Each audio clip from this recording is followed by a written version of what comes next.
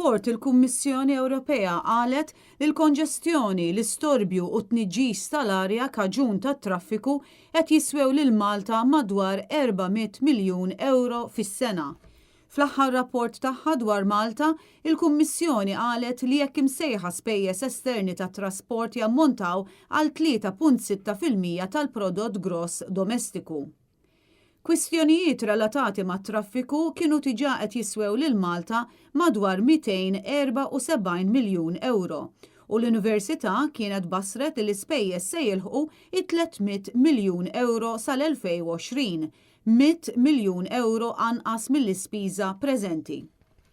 Il-Kummissjoni Ewropew qalet li l-konġestjoni tat-traffiku għadha sfida ewlenija għal Malta minħabba d-dipendenza għolja fuq il-karozzi privati.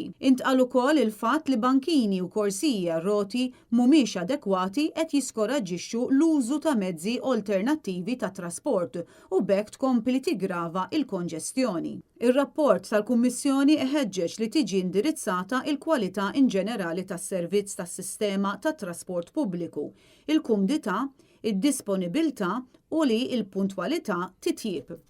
Ir-rapport jitkellem ukoll dwar tkabbir ekonomiku ambjentalment sostenibbli bħala waħda mill-isfidi ewlenin għal Malta.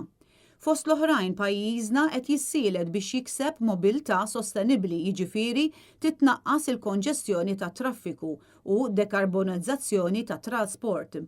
Kif ukoll jitwessa l-użu ta' enerġija rinovabbli u inizjattivi ta' effiċjenza fl-enerġija. Il-volum għoli ta' skart inġenerat tal-kostruzzjoni u twaqqih u l-iskart muniċipali flimkien ma' rati baxxi ta' riċiklaġġ jibqgħu ukoll sfidi kbar. Ir-rapport ikompli jgħid li bħala gżira żgħira fil-Mediterran, Malta tiffaċċja diversi sfidi biex tikseb tkabbir ambjentali sostenibbli u hija partikolarment vulnerabbli għal riski klimatiċi. Filwaqt li appella wkoll biex jiġu implementati policies dwar il-klima u l-ambjent, konferma oħra li l-Gvern ta' Roberta Bela għadu lura ferm f'dan ir-rigward.